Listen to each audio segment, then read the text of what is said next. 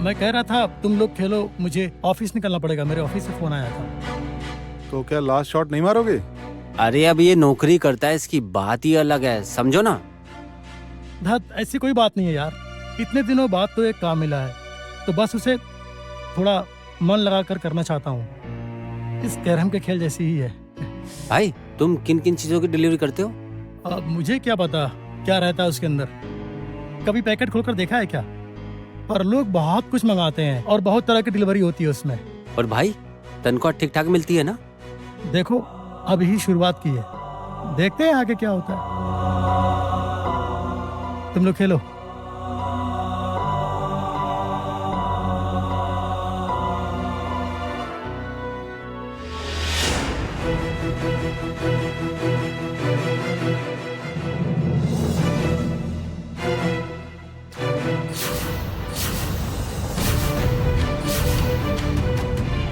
दीदी, टुकाई, तुम यहाँ इस वक्त?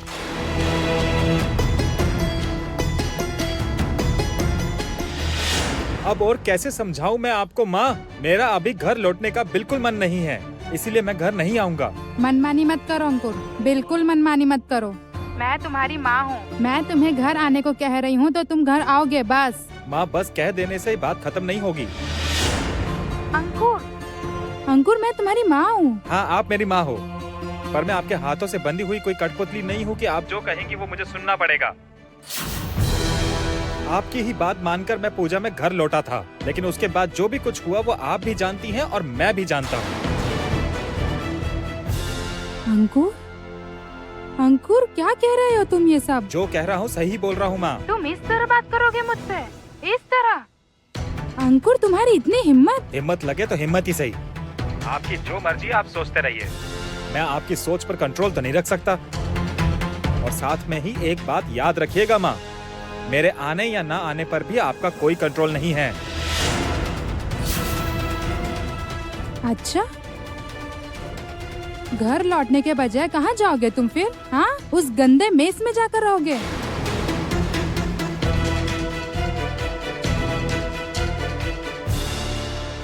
जहाँ जाकर मेरे दिल को शांति मिलती है माँ, मैं उस जगह को कभी भी गंदा तो नहीं बोल सकता।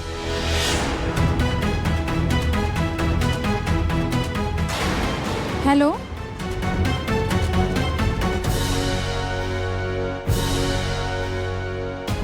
हेलो, हेलो अंकुर,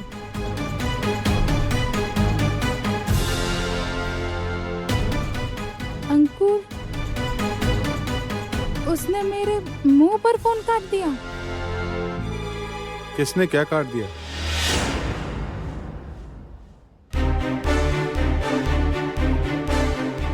सब कुछ आपकी वजह से हुआ है, सब कुछ आपकी वजह से हुआ है। आप ही ने अपने बेटे को सर पर चढ़ा रखा है। आज उसने मेरे मुंह पर कह दिया, मेरे बुलाने पर भी वो घर नहीं लौटेगा। उफ, बिना जाने मैंने कहा ही क्यों। एक तरफ आपका उकसाना और दूसरी तरफ वो वृंदा, अब दोनों की वजह से मेरे लाडले बेटे का दिमाग खराब हो गया है।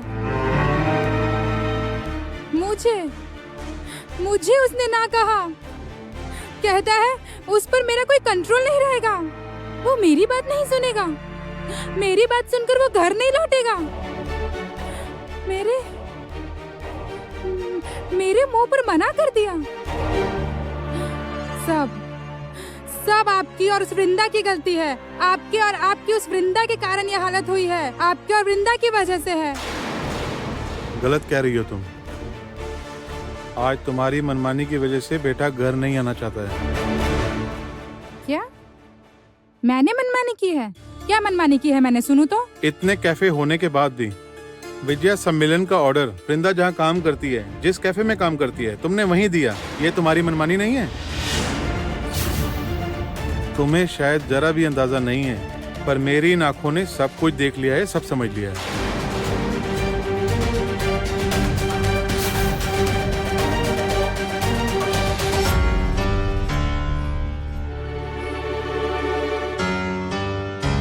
आप भी कहिए मैं गलत हूँ।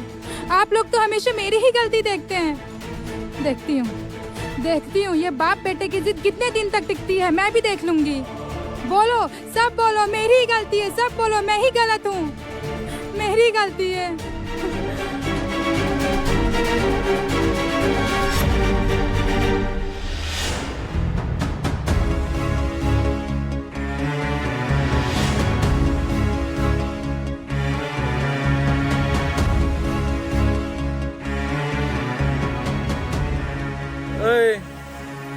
क्या हुआ है?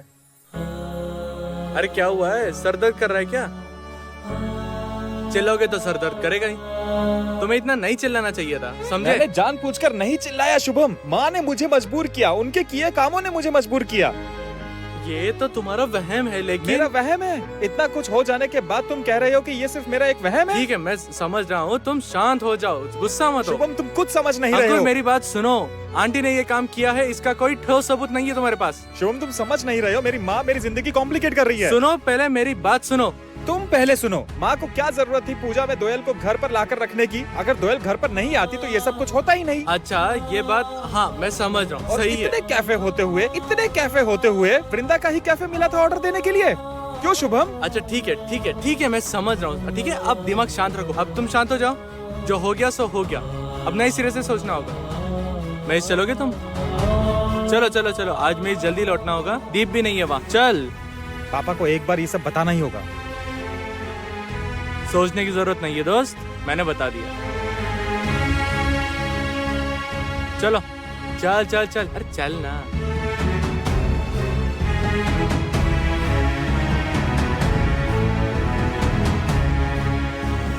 टुकाई, तुम यहाँ इस वक्त? इतनी रात गए घर में ना होकर तुम यहाँ क्या कर रहे हो? टाइम पास कर रहे हो? घर चलो टुकाई, घर चलो।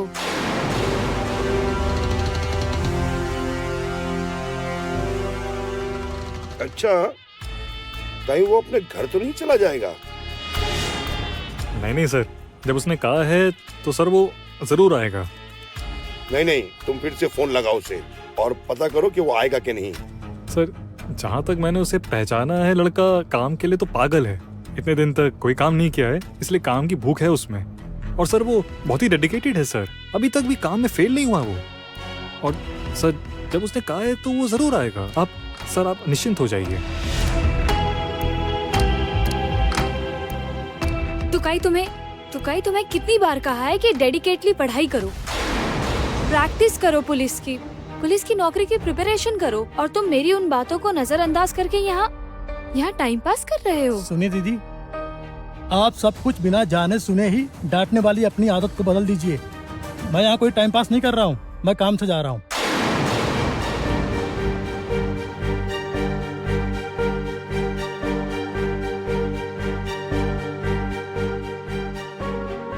अच्छा,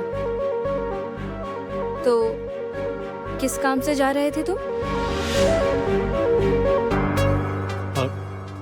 सर, एक बात आपसे पूछूं मैं? हाँ, पूछ लो। कह रहा था सर, ये काम करना सही है ना? ये जो काम हम कर रहे हैं कानूनी है ना?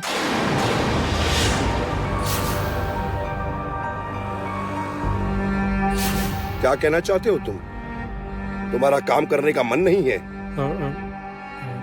नहीं, मतलब ऐसा नहीं है सर। असल में मतलब ये काम करते हुए मैं फंस तो नहीं जाऊंगा ना सर? थोड़ा डर लग रहा है सर, क्योंकि आप तो समझते हैं मेरी भी एक फैमिली है सर। ऐसे डरने से काम चलेगा? फैमिली हो तो काम से डरना नहीं चाहिए। नहीं मतलब वही, और क्या? सुनो, तुम्हारे यहाँ फंसने की कोई बात ही नहीं है। जिसे फंसना है वही फंसेगा। सर, कौन फंसेगा? टुकाई? देखिए बड़गी, आपके सवालों के जवाब देने के लिए मैं मजबूर नहीं हूँ। आप भी तो बहुत देर रात को घर लौटती हैं, पर तब तो मैं आपसे कोई सवाल नहीं पूछता कि आप कहाँ थीं या आपको क्या काम था। टुकाई, देखिए दीदी, अब मैं बड़ा हो गया हूँ। मैं अभी क्या काम कर रहा हूँ क्या नहीं, मैं अच्छी तरह जानता हूँ। आपको मेरे इन सब कामों में टांग अड़ानी चाहिए, ये सही नहीं है। मैं अपना भला बुरा बहुत अच्छी तरह समझता हूँ।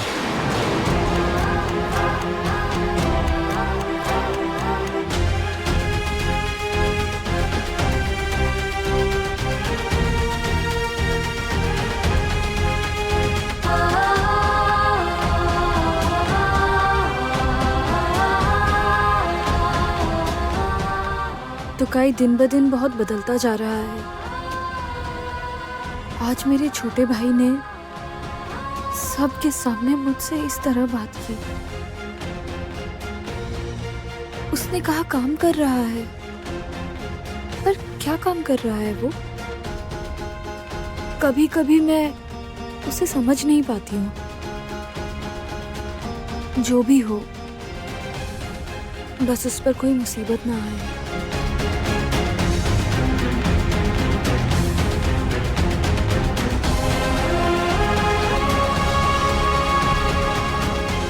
मुसीबत उसके लिए घात लगाए बैठी है, जिससे जब फंसना है वो ठीक फंसेगा।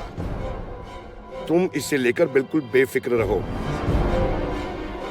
तुम एक काम करो, तुम ये पैसे रख लो। सर ये पैसे भी देने हैं? नहीं नहीं, ये तो तुम्हारे हिस्से का है, बाकी काम होने के बाद। ओ, मतलब ये पैसे सर असली पैसे हैं?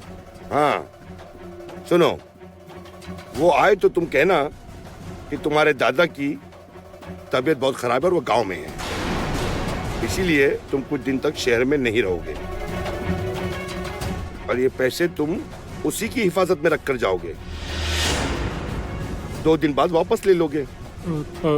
तो फिर सर ये 2 दिन मैं क्या करूंगा? और क्या करोगे? जाओ अपनी फैमिली के साथ घूमने जाओ, पर इस बात की उससे भनक ना लगे तो फिर टुकाई यहाँ आ रहा है ना? हाँ सर, वो शायद आ ही रहा होगा सर।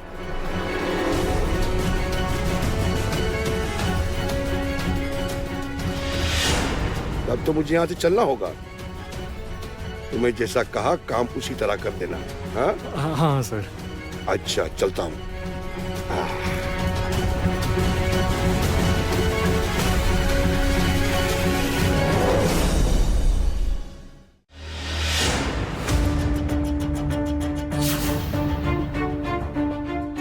सर अंदर आ जाऊं?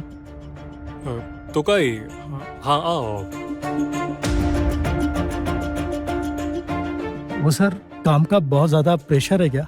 हाँ वही, थोड़ा प्रेशर तो है। तो तुम्हें आज डिलीवरी के अलावा भी एक एक्स्ट्रा जिम्मेदारी देने के लिए बुलाया है। जिम्मेदारी? कैसी जिम्मेदारी? असल में मेरे घर पे एक मुसीबत आ गई। मेरे दादाजी की तबीयत बहुत खराब है। तो फिर? तो मुझे आज रात को ही गांव जाना पड़ेगा। मुझे नहीं पता कि जाने पर इसके बाद उन्हें देख पाऊंगा भी या नहीं, लेकिन यहाँ कुछ मैंने कैश पैसे उठा ही लिए हैं और उन्हें लेकर मैं बहुत फिक्र में हूँ कि उन्हें कहाँ रखूँ। यही सब, मतलब समझ ही रहे हो तुम, यहाँ बहुत लोग आते हैं डिलीवरी के लिए, तो वही बस। तो घर लेकर चले जाइए ना सर, जरूरत पड़ने पर काम भी तो आ सकता है ना सर। नहीं, दरअसल इतने पैसे लेकर रास्ते में ट्रैवल करना सेफ नहीं रहेगा, समझ रहे हो ना, इसलिए मैं बहुत ही फिक्र में हूँ। तो फिर देखो, तुम्हें देखकर पहली बार में ही तुम बहुत भरोसेमंद लगे थे। मुझ पर एक उपकार करोगे भाई? बोलिए।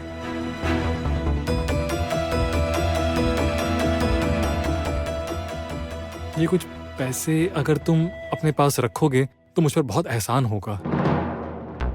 मैं परसों वापस आकर तुमसे ले लूंगा। इतने सारे पैसे सर मैं ये लेकर कहाँ रखूंगा सर? देखो भाई, मैं बिजनेस करता हूँ, इंसान पहचानने में मैं गलती नहीं करता। मैं जानता हूँ तुम मेरा भरोसा नहीं तोड़ोगे, लेकिन कोई लेकिन नहीं, तुम्हें मेरी इतनी मदद तो करनी ही होगी।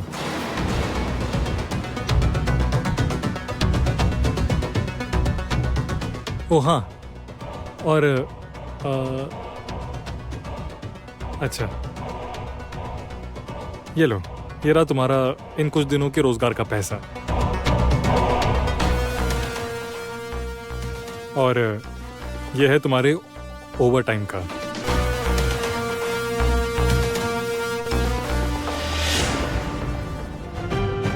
तुम्हारे और मेरे सर पर क्या टुकाई की दीदी की तरह कोई हाथ थोड़ी ना है, जो खुद सारी जिम्मेदारियां उठा लेती है। हमें अपना घर खुद ही चलाना पड़ेगा भाई। छोटा भाई होने का मजा ही अलग है ना टुकाई?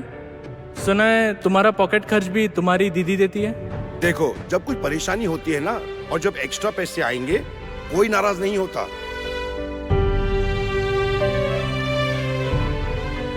तुम्हारा ये एहसान मैं जिंदगी भर याद रखूंगा। मैं तो ऐसी मुसीबत में फंस गया था भाई। वो पैसे देना, वो वाले वो।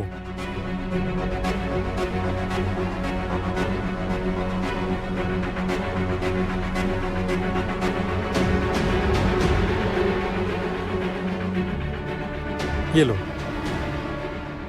इन पैसों को जरा सावधानी से रखना, और अपनी तनख्वाह भी रखना। तुम्हारी पहली तनख्वाह है ना ये?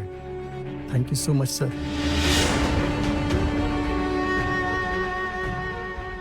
तो कई इन कुछ दिनों में तुमने बहुत अच्छा काम किया है, और कुछ दिन लगे रहो, देखोगे बहुत कुछ हासिल कर लोगे। ठीक है, तो अब तुम फिलहाल जाओ। पर लेकिन सर, वो आज वाली सामान की डिलीवरी। ओहो हाँ, वो डिलीवरी ना। अच्छा, वो सारे सामान गोडाउन में रखे हैं, तुम वहां से ले जाओ। ओ, और सुनो, वो पैसे संभाल कर ले जाना।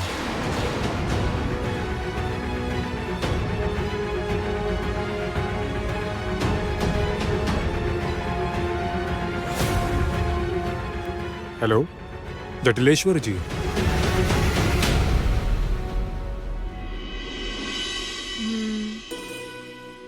ठीक है, पंडित जी ने सामग्री की सारी लिस्ट दे दी है। और डेकोरेशन में क्या क्या लगेगा? फूल और क्या? अरे बाबा, और क्या लगेगा? मैं तो आपसे वही पूछ रही हूँ।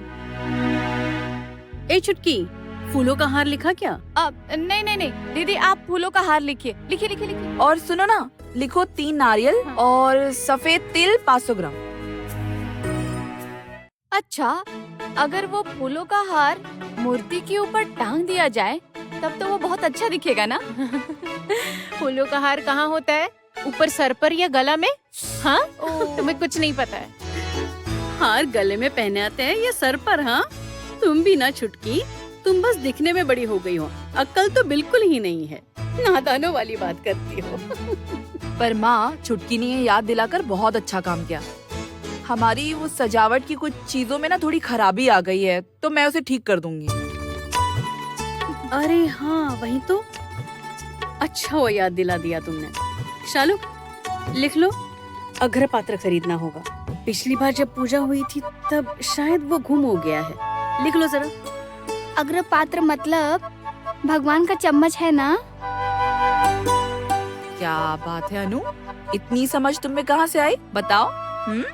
मुझे पता है, एक होता है टेबल स्पून और एक होता है टीस्पून।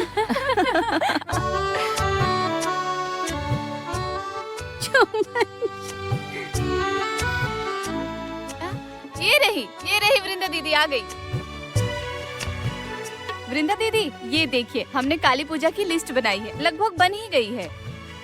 पर निमंत्रण लिस्ट बाकी है दीदी। कितने लोगों को बोलना है दीदी? शालू, तुम इसकी फिक्र मत करो, वृंदा तुम्हारे ससुराल वालों को तो जरूर ही बुलाएगी, समझ गई?